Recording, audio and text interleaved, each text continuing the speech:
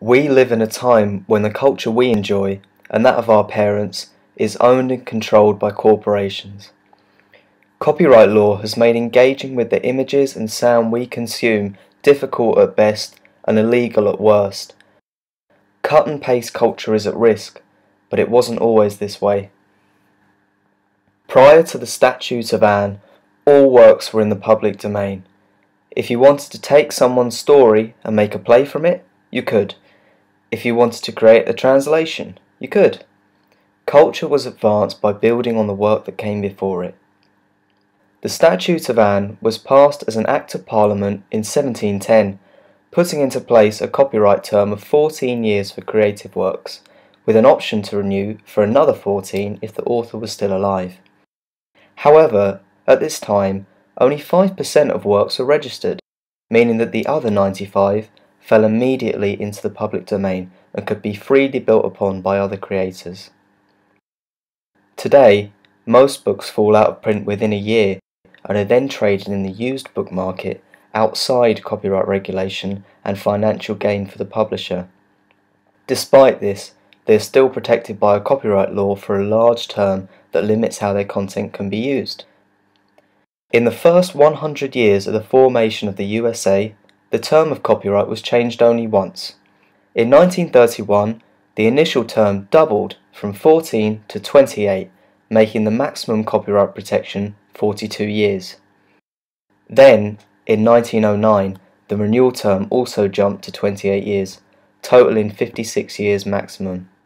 This remained the norm until 1962, at which point Congress began a path that would see them extend the terms of copyright 11 times. They rose again, and again, and again, and again, until 1976, when it rested at the life of the author plus 50 years, or 75 years from creation of works owned by corporations.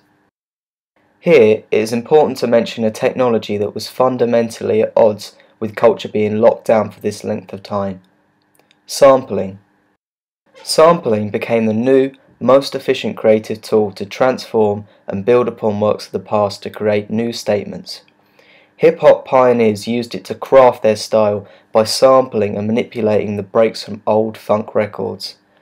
Allegedly, the most sampled drum beat ever is Clyde Stubblefield's performance on James Brown's Funky Drummer. Hip-hop began as a largely performance-based art, centering around local parties. In this context, sampling and recording music did not need the permission of the recording artist. By the 80s, hip-hop had become a carefully crafted genre centered around recording.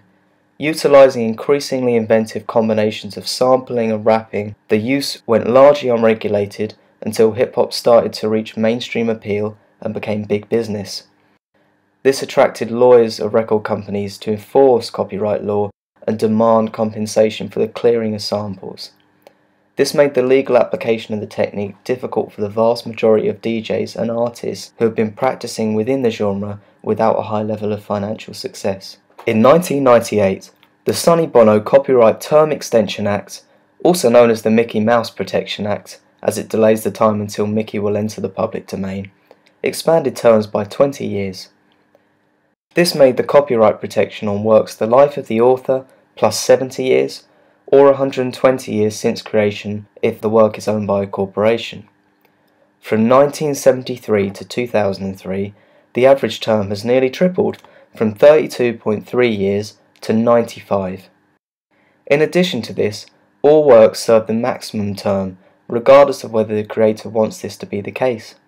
And copyright exists even if the author doesn't mark the work copyright or pass available copies. It is in this period of time that a technology evolved which would change and challenge the role of copyright forever: the Internet.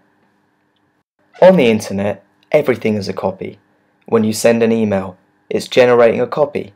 When you load a web page, it's downloading a copy to your computer. Copyright was no longer just applicable to publishing a protected work, it was applicable to every digital act that involved content, textual, visual, or audible. This is why giving a CD to a friend is a legal act, but the same activity online is a crime.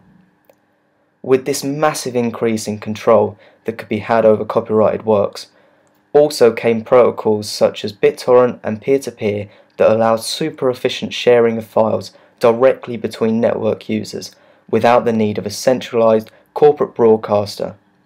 Control was both given and taken away from both sides.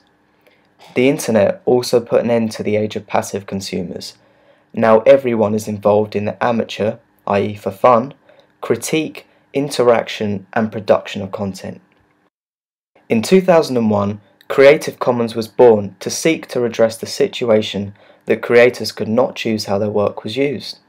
Instead of all rights reserved, it let its users, or licensors, make use of a some rights reserved license. For example, to grant permission for work to be remixed or manipulated for non-commercial uses. The implementation of these tools is creating a healthy and growing digital commons, full of work that can be consumed, copied and built upon, all within the boundaries of copyright law. The story doesn't have to end here though.